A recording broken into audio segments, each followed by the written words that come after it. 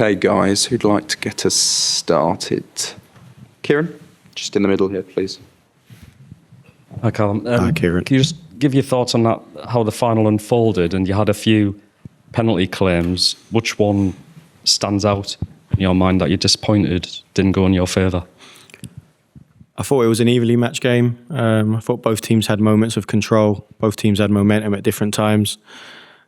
Two really good sides. Got a lot of respect for Manchester City and what they've done over the last period of success. So congratulations to them first.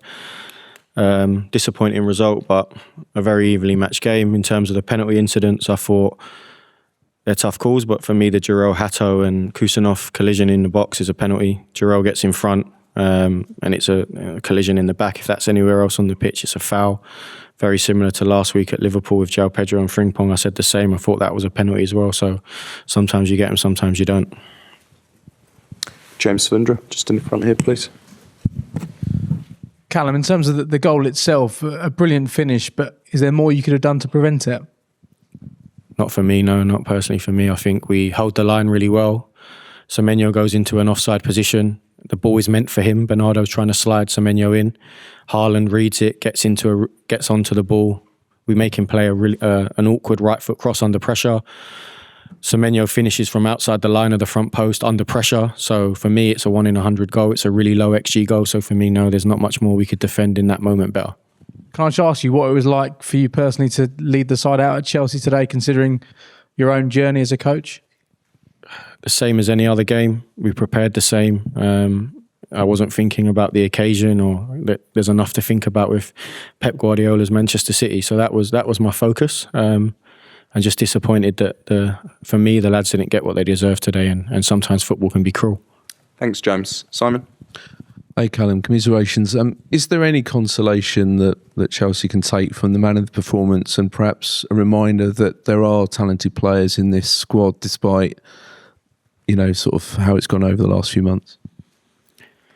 Yeah, it's hard at this moment in time to think like that because of the recent form and losing a cup final, but I felt we went toe-to-toe with one of the best teams in the world, and I thought there was very, very little between the sides.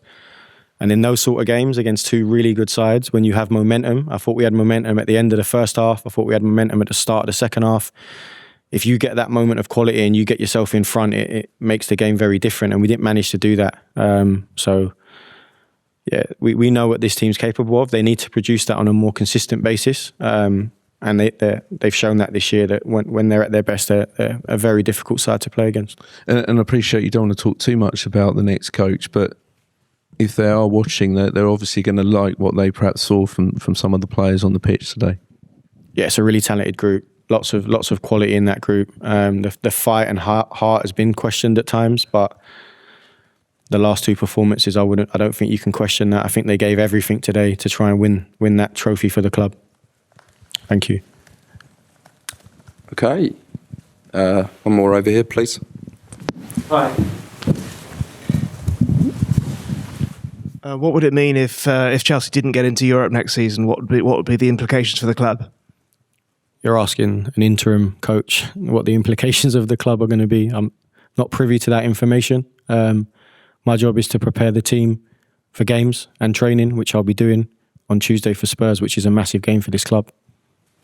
If there's no more questions, we'll end it there. Thanks, guys.